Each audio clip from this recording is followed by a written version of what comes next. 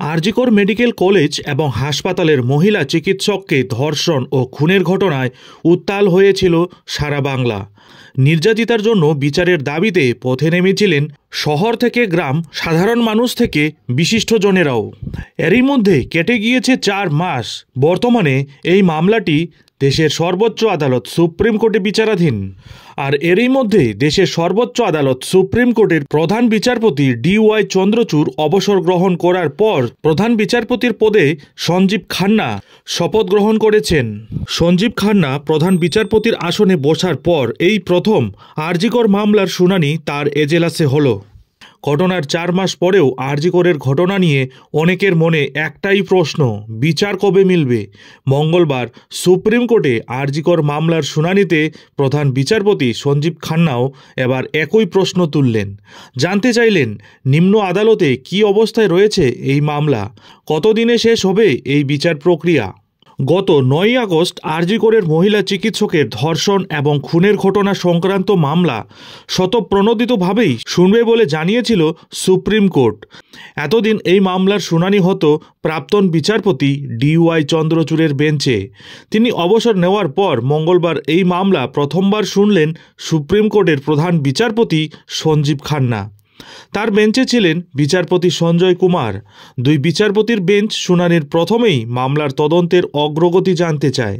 সিবিআইয়ের আইনজীবী তথা কেন্দ্রের অতিরিক্ত সলিসিটর জেনারেল তুষার মেহতা মঙ্গলবার সুপ্রিম কোর্টে তদন্তের অগ্রগতি সংক্রান্ত রিপোর্ট জমা দেন। রিপোর্ট পড়তে পড়তেই প্রধান বিচারপতি সঞ্জীব খান্না প্রশ্ন করেন, নিম্ন আদালতে মামলা কী অবস্থায় রয়েছে? আরজিকরের ধর্ষণ এবং খুনের মামলায় ইতিমধ্যেই সিবিআই শিয়ালদা আদালতে চার্জশিট পেশ করেছে। চার্জ গঠনের পর শুরু হয়েছে বিচার প্রক্রিয়াও। সুপ্রিম কোর্টে বিষয়টি জানান সিবিআইয়ের আইনজীবী। তিনি আরও জানান নিম্ন আদালতে দ্রুত বিচার প্রক্রিয়া শেষ হবে। মঙ্গলবারের শুনানিতে নির্যাতিতার পরিবারের তরফে দ্রুত বিচারের দাবি তোলা হয়। নির্যাতিতার পরিবারের আইনজীবী বৃন্দা গ্রোভার প্রধান বিচারপতির কাছে আবেদনে বলেন দ্রুত বিচার দেওয়া হোক। তবে তিনি এও জানান ছুটির দিন ছাড়া প্রতিদিনই নিম্ন আদালতে বিচার প্রক্রিয়া চলছে। আগামী 1 সপ্তাহের মধ্যে তা শেষ হয়ে যেতে পারে বলে জানান বৃন্দা গ্রোভার। কতদিনে বিচার শেষ হবে? প্রধান বিচারপতির প্রশ্নে সিবিআইয়ের আইনজীবী জানান 52 জনের মধ্যে 43 জনের সাক্ষ্য গ্রহণ অলরেডি শেষ হয়ে গেছে। 1 মাসের মধ্যে বিচার প্রক্রিয়া শেষ হয়ে যাবে। যা শুনে প্রধান বিচারপতি জানতে চান 1 মাসের মধ্যে যে ট্রায়াল শেষ হবে তা কি আমরা রেকর্ডে নিতে পারি? সিবিআইয়ের আইনজীবী জানান দ্রুত বিচার প্রক্রিয়া শেষ হবে। বিচার প্রক্রিয়ায় অভিযুক্তের কোনো আইনজীবী রয়েছেন কিনা তাও জানতে চান প্রধান বিচারপতি। তার প্রশ্ন, অভিযুক্তের নিজের আইনজীবী রয়েছে নাকি লিগ্যাল সার্ভিসেস থেকে আইনজীবী নিয়োগ করা হয়েছে? সিবিআইয়ের আইনজীবী তুষার জানান লিগ্যাল সার্ভিসেস থেকে আইনজীবী রয়েছেন অভিযুক্তের পক্ষে। মঙ্গলবারের শুনানিতে ডিএনএ রিপোর্টের উপর জোর দেন প্রধান বিচারপতি। ডিএনএ রিপোর্ট করা হয়েছে কিনা তাও জানতে চান তিনি। উক্ত পরীক্ষা হয়েছে জানানোয় রিপোর্ট দেখতে চান প্রধান বিচারপতি সঞ্জীব খান্না। তার পরিপ্রেক্ষিতে তুষার মেহতা জানান ডিএনএ রিপোর্ট মিলে গিয়েছে। সওয়াল জবাবের শেষেও প্রধান বিচারপতির গলায় বিচার প্রক্রিয়ার কথা শোনা যায়। তিনি জানান শিয়ালদহ আদালতে যদি কোনো কারণে বিচার প্রক্রিয়া দেরি হয়ে যায় তবে তা নিয়ে সুপ্রিম কোর্টের দৃষ্টি আকর্ষণ করা যাবে। প্রয়োজনে পরবর্তী শুনানির আগেই সেই বিষয়টি শুনবেন তিনি। উল্লেখ্য, আরজিকর মামলার পরবর্তী শুনানি হবে আগামী 17 মার্চ। খুন এবং ধর্ষণ মামলার বিচার প্রক্রিয়া ছাড়াও মঙ্গলবারের শুনানিতে আরজিকরের আর্থিক দুর্নীতি ন্যাশনাল টাস্কফোর্সের প্রসঙ্গও উঠেছে। এছাড়াও কলকাতা পুলিশের প্রাক্তন পুলিশ কমিশনার বিনীত গোয়েলের বিরুদ্ধে দায়ের হওয়া মামলা প্রত্যাহারের অনুমতি দিয়েছে এদিন দেশের সর্বোচ্চ আদালত সুপ্রিম কোর্ট। মঙ্গলবারের শুনানিতে আরজিকরের আর্থিক দুর্নীতি মামলায় চার্জশিট দেওয়া হয়েছে কিনা তা জানতে চেয়েছিলেন প্রধান বিচারপতি। জানিয়ে রাজ্যের বিরুদ্ধে ক্ষোভও উগরে দিয়েছেন সিবিআই। তাদের আইনজীবী তুষার জানান এ বিষয়ে অন্য কোর্টে মামলা চলছে। তবে 2 অভিযুক্ত সরকারি পদে কাজ করেছিলেন। তাদের বিরুদ্ধে পদক্ষেপ করতে রাজ্যের অনুমতি প্রয়োজন, কিন্তু রাজ্যের অনুমতি পাওয়া যাচ্ছে না। সিবিআইয়ের জবাবের পরিপ্রেক্ষিতে রাজ্যের আইনজীবী কপিল সিব্বল বলেন, আমাদের কাছে এমন কোনো তথ্য নেই। সিবিআইয়ের আইনজীবী জানান গত 27 নভেম্বর সরকারি পদে কাজ করা 2 অভিযুক্তের বিরুদ্ধে পদক্ষেপ গ্রহণের জন্য রাজ্যের কাছে অনুমতি চাওয়া হয়েছিল এবং 29 নভেম্বর চার্জশিট দেওয়া হয়। রাজ্যের আইনজীবীর উদ্দেশ্যে প্রধান বিচারপতি বলেন, প্রয়োজনীয় পদক্ষেপ করুন।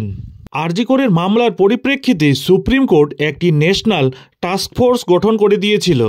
সারা দেশের চিকিৎসক পড়ুয়া এবং স্বাস্থ্যকর্মীদের সুরক্ষা বিষয়ে নজরদারি চালাবে তারা। মঙ্গলবারের শুনানিতে সেই টাস্কফোর্সকে রিপোর্ট দেওয়ার নির্দেশ দেয় সুপ্রিম কোর্ট। এদিন জুনিয়র চিকিৎসকদের আইনজীবী ইন্দিরা জয় সিং একটি নিরপেক্ষ কমিটির দাবি জানান। তার কথায়, আমার অনুরোধ রাজ্যের পদক্ষেপের উপর নজরদারি করতে নিরপেক্ষ কমিটি গঠন করা হোক। সেই আর্জি শুনে প্রধান বিচারপতি বলেন, আপনাদের যা বলার ন্যাশনাল টাস্কফোর্সের কাছে বলুন। টাস্কফোর্সকে আমরা নির্দেশ দিতে পারি। তারপরই তিনি বলেন, একটি ইমেল আইডি চালু করবে ন্যাশনাল টাস্কফোর্স। সেখানে দাবি বা অভিযোগ জানাতে পারবেন চিকিৎসকেরা।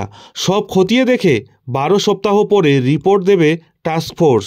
আর এদিকে আরজিকর কাণ্ডে নির্যাতিতার নাম প্রকাশ করার অভিযোগে কলকাতা হাইকোর্টে প্রথমে একটি জনস্বার্থ মামলা হয় কলকাতার প্রাক্তন পুলিশ কমিশনার বিনীতের বিরুদ্ধে। বর্তমানে সেটি হাইকোর্টে বিচারাধীন। এরই মধ্যে সুপ্রিম কোর্টে চলা আরজিকর মামলার সঙ্গে নতুন করে বিনীতের বিরুদ্ধে একটি মামলা যুক্ত হয়।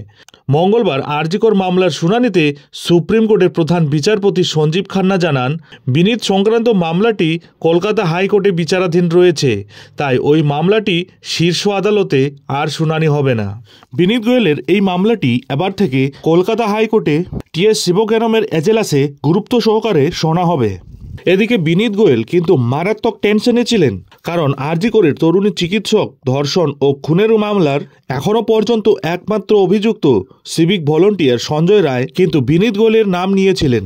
তবে প্রকাশ্যে বিনীত গোয়েলের নাম মুখে আনলেও শুনানি প্রক্রিয়া শুরু হয়ে যাওয়ার কারণে ধৃত সিভিক ভলেন্টিয়ারের মন্তব্য গুরুত্বই পাবে না। এদিন আরজি করের তরুণী চিকিৎসকের খুন এবং ধর্ষণের মামলার প্রক্রিয়ার অগ্রগতির প্রসঙ্গ ছাড়াও এদিনের শুনানিতে এসেছে আরজি করের আর্থিক দুর্নীতি টাস্কফোর্সের বিষয়ও। জানিয়ে প্রধান বিচারপতি সঞ্জীব খান্না কিন্তু গুরুত্বপূর্ণ নির্দেশও দেন।